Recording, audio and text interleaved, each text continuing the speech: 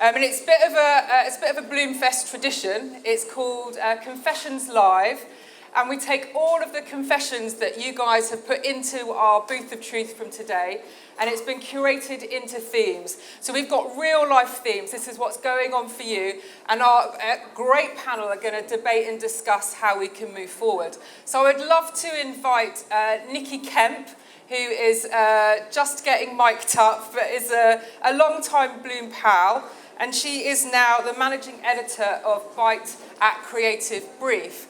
So she is going to introduce the rest of her panel, but she's still getting mic'd, so I might introduce the rest of the panel. We've also got Victoria Brooks, who is Bloom's Vice President. We've got Adrian Walcott, who is the MD of Brands with Values. And we've got Susan Spark-Park, who is Head of Global Gaming Ads at Facebook. And the lovely Sereena Abbassi, who's Global Head of Culture and Inclusion at M&C Saatchi Group. So if you'd like to invite Nikki first and the guests to the stage, thank you very much.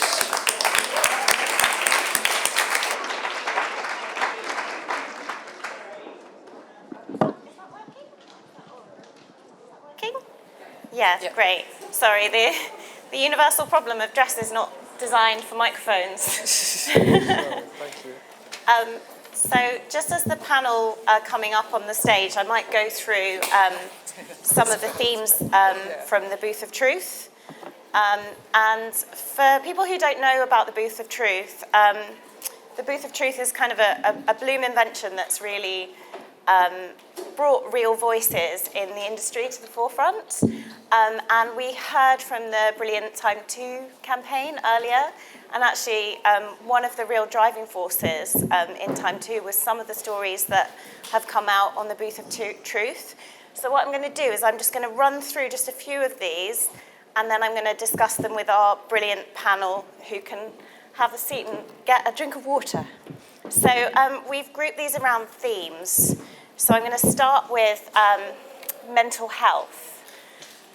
So we hear it's okay to not be okay a lot. More and more people feel they can talk about anxiety and depression. Earlier this year, I was diagnosed with anxiety presenting through OCD, the compulsion side of which led me to attempted suicide through overdose. This is something I haven't even told my mum about. I've always spoken out about my anxiety, but now it's morphed into OCD. I only got diagnosed after watching the Channel 4 show and recognising my symptoms for the first time. I burst into tears and immediately called my GP. So now I really struggle to deal with my OCD. Hello, 9-month waiting list for CBT. But I really don't know how to communicate what I need from my workplace because I don't know how. There's a new level of shame and confusion, which I hope I can counter when I feel brave enough. The culture at my last place of work, a massive company, was so bullying, unkind and ruthless, I resigned due to stress. I met someone last week who still works there who was told it's given her PTSD. So that's something we're going to talk about in a minute.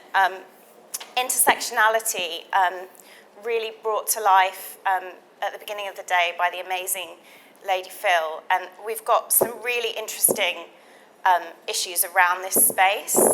So somebody said, I worked in an office where I was the only non-white person, which made me feel left out and unable to be myself often.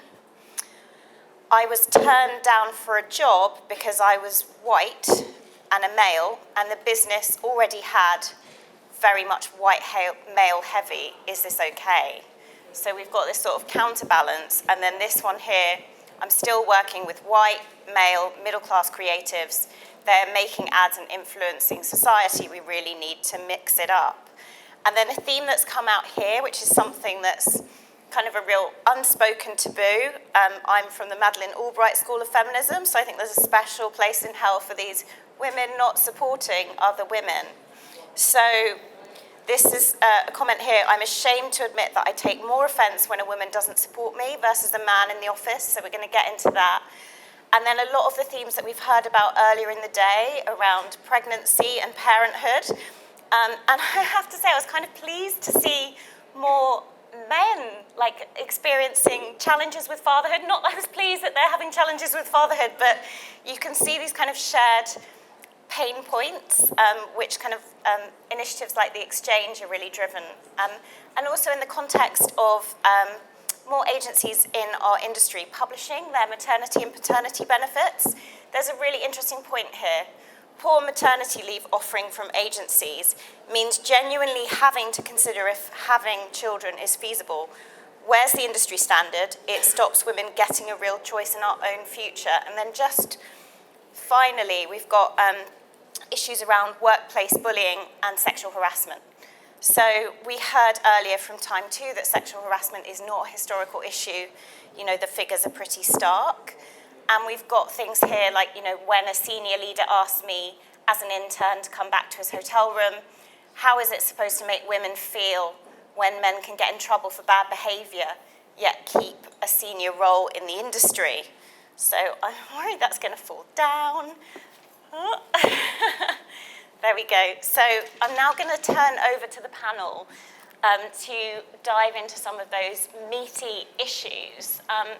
Should we start with perhaps the issue of women not supporting women and sort of bullying? Does anyone want to jump in on that? Because that's kind of a tricky topic, and for an organisation like Bloom, which is very much supporting women and the collective of women and progressive men coming together to drive change. Like, has anyone got a view on how we can tackle that or surface that in the context of kind of workplace bullying and that kind of toxic culture?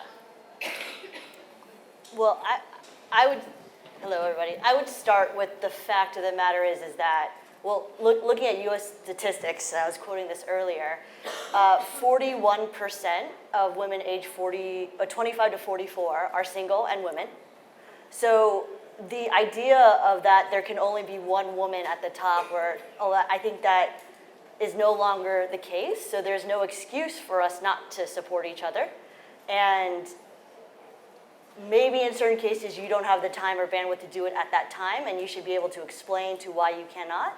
But I do think that it is extremely important that women impart to other women how they navigate their careers and grow in this ladder, because it's very different than how men do it. And it's very different than how a certain racial bias will do it too. I had a long conversation with one of my old bosses who's now the CEO of a tech company who is of East Asian descent, and he said he is a petite man and it is hard for him to walk into a room and command authority. So the last thing he wants is another executive coach who tells him just go in and, command authority. He's like, as a 5'4", 125-pound man, I have to have different techniques. So we need to do it because our techniques will be different, and that is why it's so important that we do it, and we should support each other in order to make it better. Here. I was just going to add to that, in the Booth of Truth over the last few years, this is an issue that's come up so many times. Actually, every time. No matter what the topic we're talking about, no matter what the question is in the Booth of Truth, this issue comes up.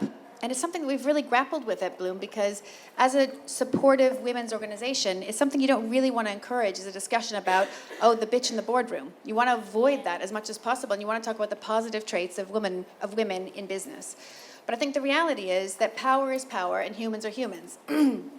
And when different people and different characters are given access to power, different things happen. So I think it's more about the personality type, and this was mentioned throughout the day. It's not necessarily about gender. It's about the headspace that somebody has when they're given that position of power. So I think what I would love to see more of is an honest discussion within the sisterhood, but also outside the sisterhood about more the personality traits that lead to that type of behavior rather than actually rooting it in gender. Makes sense. Sereena, I'd love to get your view. Yeah.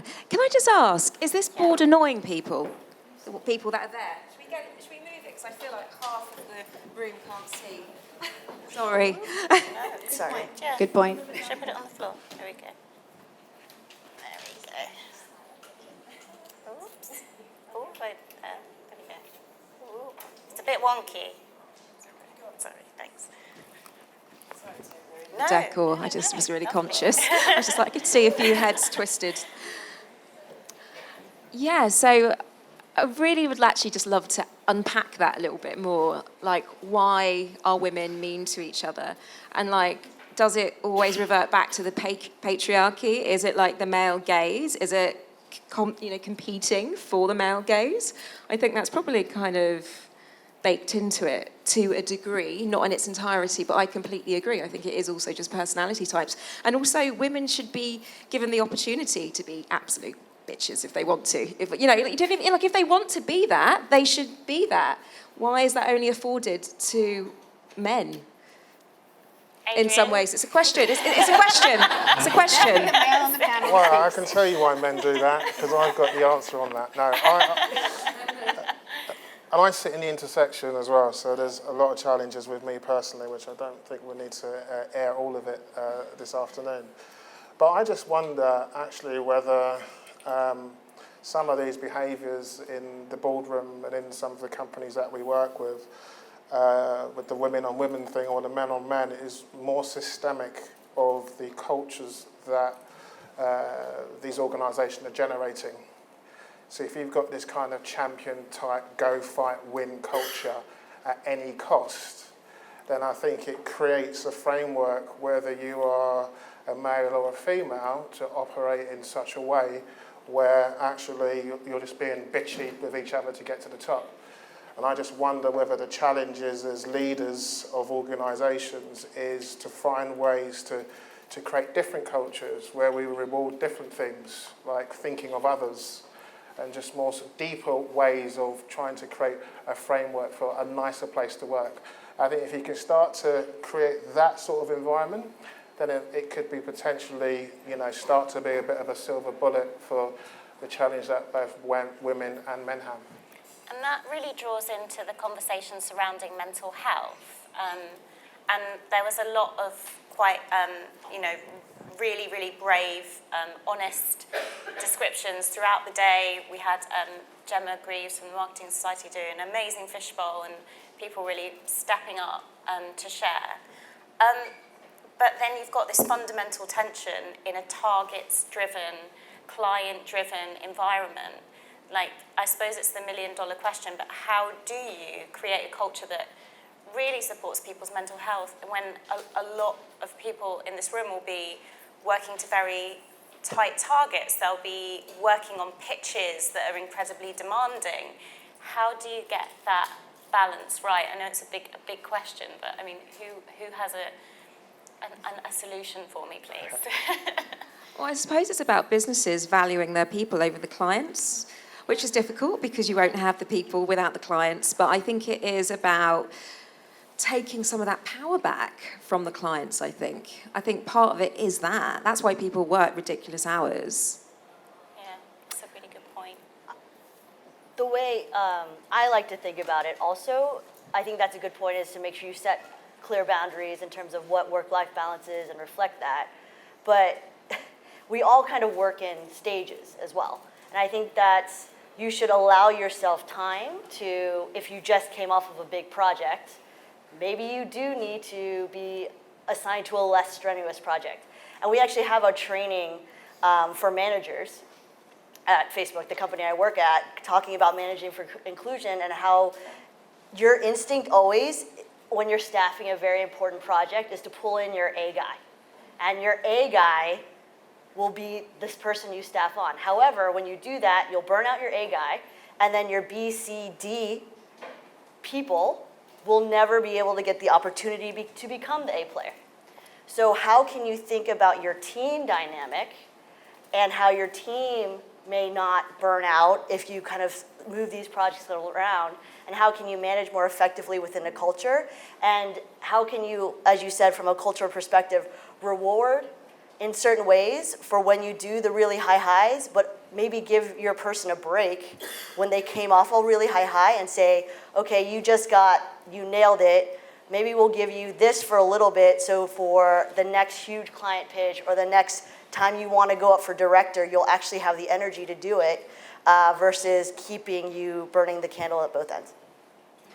I think it's really interesting. It actually makes it like a sports analogy. You wouldn't necessarily play one player all the time until they're broken their legs. Yeah, you can't. So I think that works really well. You can't keep playing your star pitcher. Sorry, baseball analogy. I don't know. We We're get Americans sat next to each other. We're going to talk about baseball, shall we? Yeah, you can't always have Beckham playing. His legs burn out, right? Exactly. He's the only football player I And know. flipping that, because a lot of the other ones that I didn't get a chance to read out surrounding mental health were people who weren't in leadership positions, and there was an example that we had of someone who had gone to a female manager about an issue, and then a male director had come in and sort of just shouted at her, basically saying, you know, who are you to tell this manager how to manage, when she was being pushed too hard, being burnt out. Like, what advice would you give, Adrian? Because you really get under the skin of the culture of companies, but for individuals, and you know, I completely take the point Matt just made on the previous panel about sometimes it's actually about if that's the way you're treated at that company, you should go somewhere else. But how, as an individual that isn't a leader, do you better tackle mental health? Again, these are big soul-searching questions, and I think what I would offer is just a few different perspectives, right, just on the discussion we were having. So if I look at mental health, and it comes in many guises, but a lot of that is about anxiety, and a lot of that anxiety, as we were talking about, is associated with work. I'm working harder than I've ever worked, literally, and there's probably people I've worked with in here and probably be a testimony to that. But I'm completely connected to my purpose, and that gives me an extraordinary amount of power and passion. So I'm working harder than ever, and I think in organisations, I'm not saying it's going to be the thing that can resolve mental health, but if you're able to tap into what drives people in your places of work, and people can get an opportunity to contribute to the place that they want to work in and be open about some of the things that are toxic, the leadership are then in a position to try and create a culture that is happy and more productive, where people will give more and they will be less sort of prone to the anxiety that can come with working extraordinarily hard. That's kind of what we do every day in the clients that we work with. But I think some of the practical things that you can do as individuals, and start small. But there's that training budget that typically kicks around in organisations. And I think maybe there's a way of going to HR and trying to see if you can get that funding and to deploy it differently. So it's not about using that training to do coding, but can I draw some of that same budget to see a therapist, to massages for yoga, Pilates, or whatever it is, just so that actually there's a ready-made pot that people don't know what to do with. And if you can get individuals to open that up, that could be one small way of just trying to make it feel like a nicer place to work when you're going through a bit of challenge. That's a really good point. And there was a lot of comments on the board that were very much focused on like a huge empathy deficit, like some of them that you know, in terms of people getting engaged and being told by their boss, we'll just focus on your wedding now when you're going for a promotion. You know, people not understanding other responsibilities that people have in their lives and expecting them to be able to drop everything at the last minute and sort of shouting at them if they didn't. Sereena, I'd love to bring you in here because there's such a broader point as well of, you know, all of us in some ways sometimes being bystanders to things or not being aware of people's personal issues that they may be facing. Like, how do we bring more empathy into the workplace and a greater kind of intersectional understanding of how we can all, like each of us, wherever we sit in organisations, help drive change on some of these issues? I think it's just about having a willingness to listen and to really hear what people are saying. And I suppose there's lots of different ways in which you can do that. You know, we actually, there's a few of our offices globally that do this, but what they do is they have, on a Friday, they'll invite a person within the organisation to share a story. And it could be a story of them coming out to their parents. It could be, actually, on next Friday, we have a lady that works in finance within one of our businesses in the UK group. And she's going to be sharing her story of cancer. breast cancer, and yeah, I think giving people a platform, but creating obviously a space that feels safe for them to do that. And obviously we're in the business of storytelling, so why don't we have that same willingness to actually hear each other's stories within our organisation? Anyway, so one of our offices that has been doing this for years and years, our Joburg office, it's been incredible. And actually, if I'm to be slightly biased, I'd probably say that their work is by far the best out of our whole global network. That's really interesting. Kind of shows the power of being able to bring your whole self to work and have a positive impact on the creative output as well, which is wonderful. I think just touching back on the exchange, I think what I'd love to see more of, and this is to Bav's point about what he's tried to do within ITV already, is about trying to create the space for unexpected conversations, unexpectedly honest conversations about topics that are tricky. So it doesn't necessarily have to be somebody in the same department. It can be somebody in a large organization like ITV across the organization, so there's no ties to it, but actually facilitating that idea of conversation simply. So that touches to your point about listening. And I do think that also role modeling, somebody else touched on it this morning, Rosa, about talking to her whole company about leaving on Mondays for therapy. I think things like that allow space for these types of moments. And that's the very opposite of being a bystander, isn't it? I'd love to flip the conversation slightly to talk about the issue of sexual harassment, because we saw the research from Time 2 earlier in the day, and that was research from companies that have signed up to the code. So they're the most progressive companies in our industry, and those figures combined with some of those real personal stories show that there is still like a lack of reporting. There is still, people not in rooms speaking up if they see that sort of inappropriate behaviour. I mean, Susan, what would be your view on this? Like, it's such a, the UK advertising industry hasn't really had its Me Too moment, as it were, as other sectors maybe have.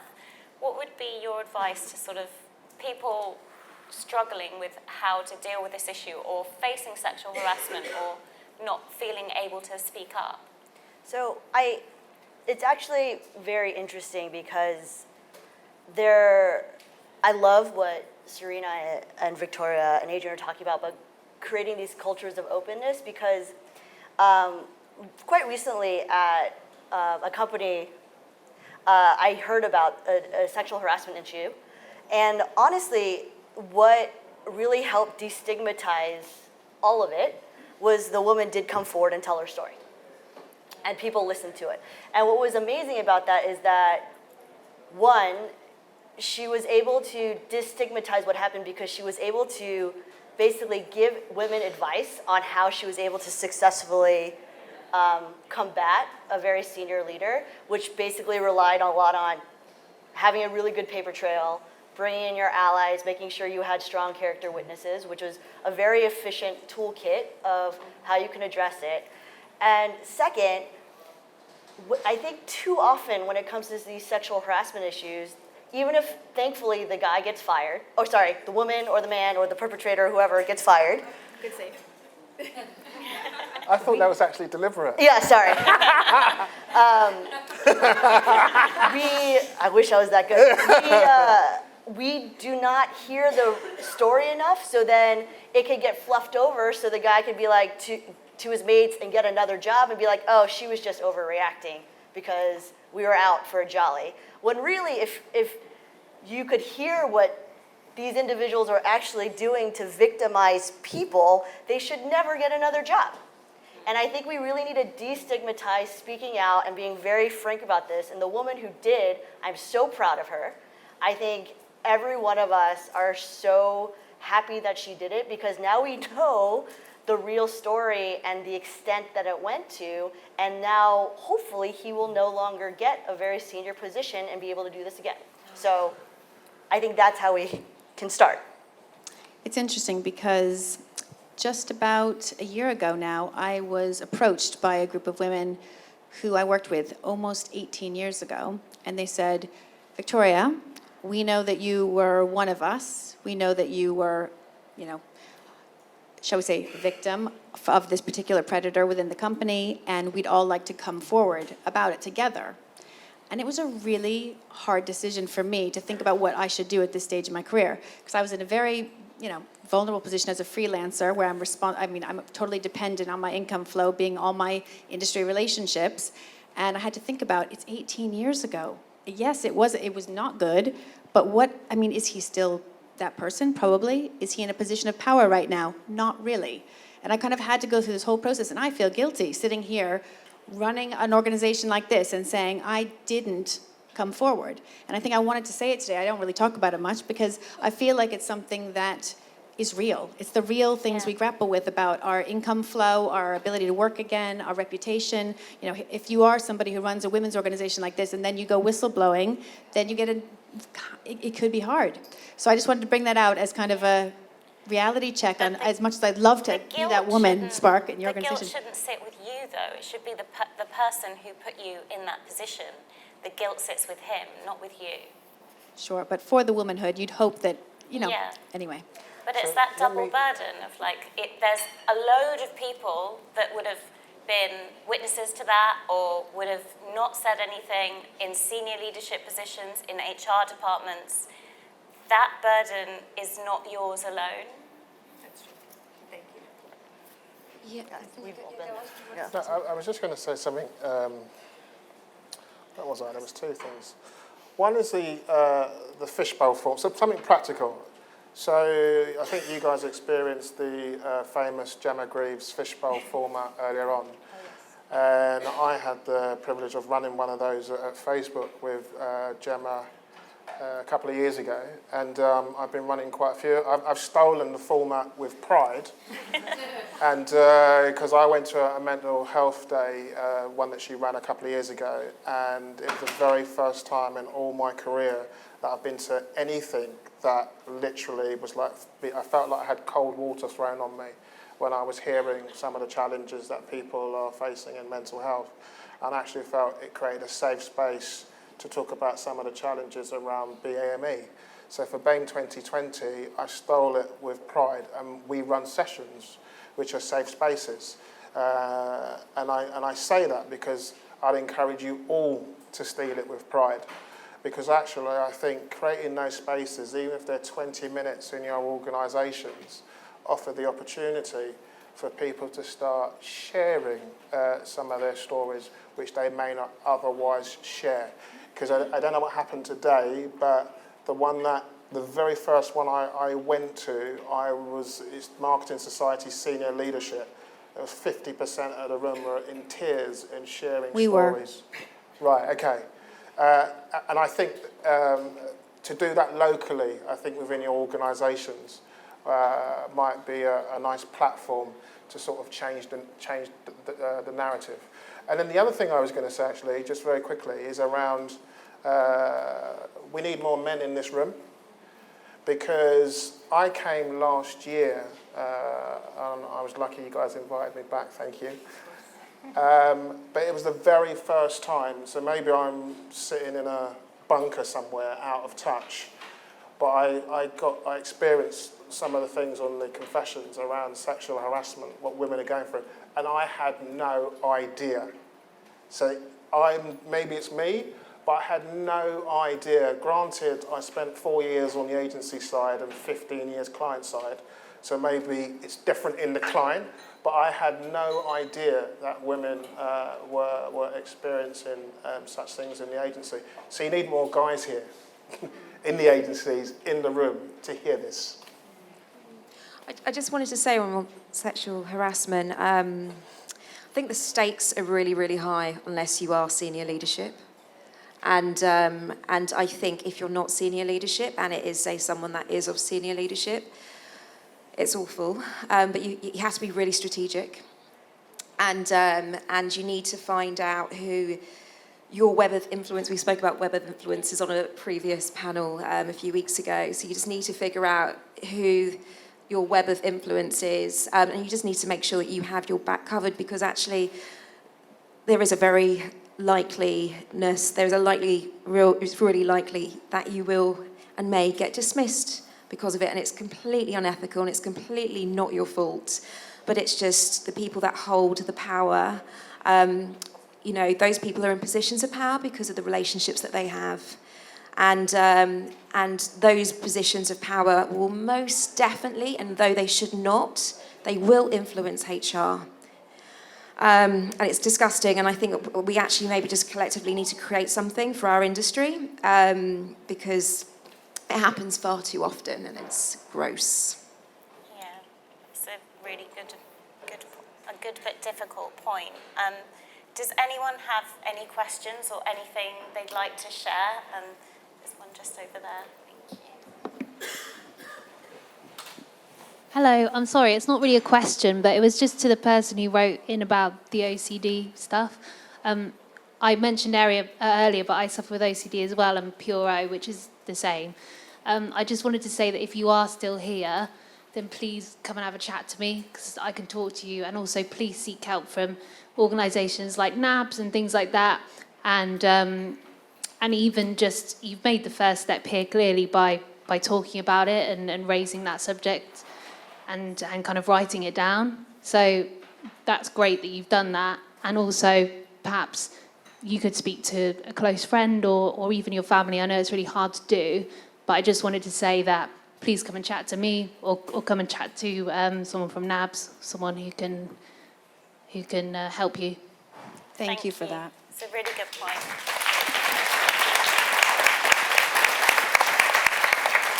Does anybody else have anything they'd like to say?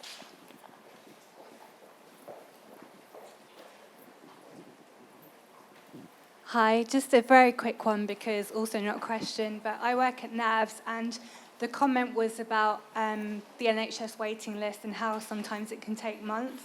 So we also offer therapy for everyone in the media and advertising industry, and the waiting list is about 4 weeks, can even be less than that if you're flexible. So please call the advice line, email in if you need that kind of support. We're there to talk to you as well and offer initial support. Thank you. That's a really good point as well for people in your organisations that aren't here today. NABS is an incredible resource. They've got a conference actually on mental health and well-being. It's worth checking out. There's a lady just back there. Thank you. Hi. I think Sereena just mentioned the HR department, and I think that is a really key department that it doesn't come up a lot, because we know that, it's kind of embedded in the business, so it will be not impartial, really, that's the truth. I remember when I left one of the agencies when I was working full-time, I had an exit interview, and that was my chance to say everything I wanted to say. I just wonder if in HR they can do exit interviews like every quarter or something like that, where they would just kind of, not because you're leaving, just because they want to take the temperature of the room and see what the hell is going on. Because there is stuff going on, and people don't feel like they can really talk to, colleagues or managers sometimes, because maybe it's about your manager, and you can't really go to the manager and tell him or her. Yeah. Not saying it was always men, So yeah. That's a really good point. Does anyone want to pick up on that one? Well, I'd say very practically, that's what we do. So we have a product culture decoder. We work with clients, we run it every 3 months, and we're showing people what the culture is doing, where poor health exists, so that it provides a objective way of showing what's happening across all the microcultures.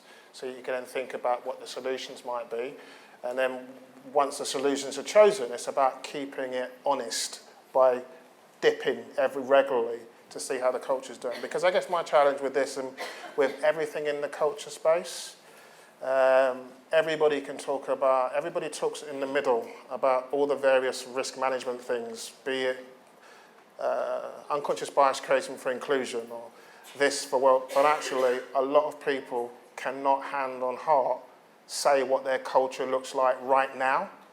And without that, I find it a bit of a red herring to be just looking at solutions without knowing what the problem is. So I think knowing what it is and dipping regularly is a way to just calling out and seeing whether progress is being made. I would like to hop in there though too, because in case you do come across an HR department that is not so willing, I do think we should also take a page out of a book of unions and power in numbers. Like, I love actually the fact that there was a group of women who came together and were saying, we want to stand up against this. Because I think the reason why I was so proud of the woman who came forward, and most of the stories that I hear, these men in power or these people in power aren't just perpetrating against you. Generally, it's probably a systematic approach to how they've gotten to their position.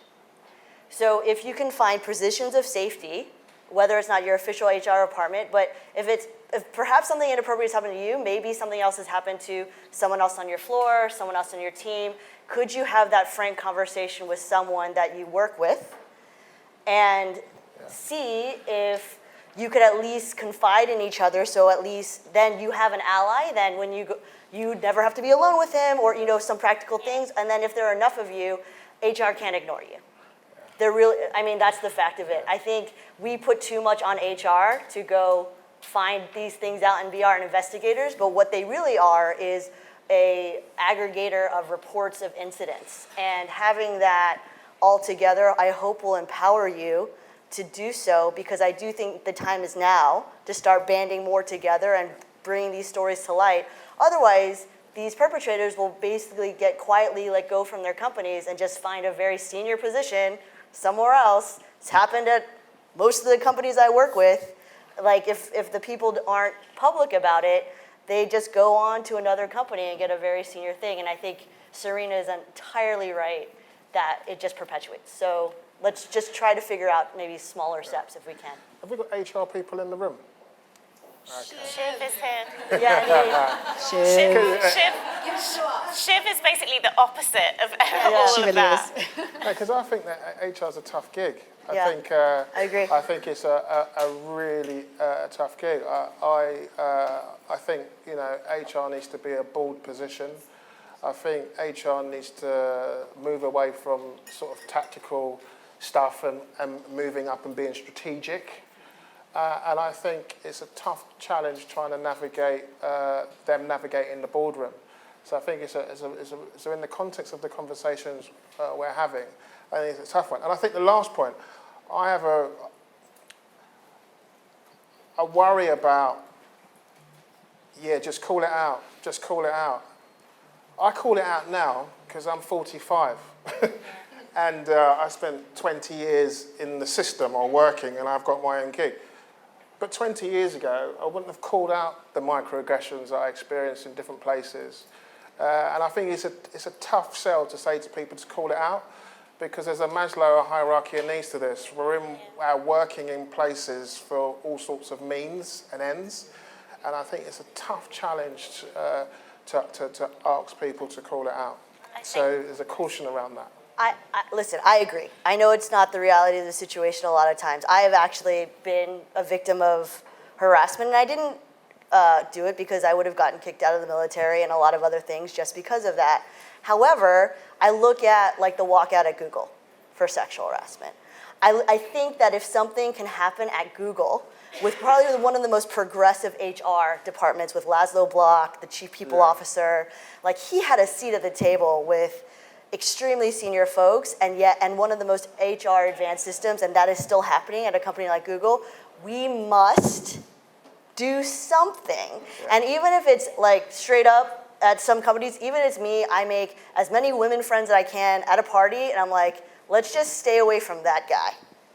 That's a step forward, because at least we're recognizing that there are aggressors in our environment, and we're not putting our wool over the eyes and being sheep for them to like attack us. We're at least sheeping together and saying, hey, you have to get through all of us, and we're all going to be witnesses for each other, so just please stay away from us. So it's not the best way, but I just want to encourage women to support each other, because there's too much fear, and it obviously isn't really changing, and we need to do a little bit more.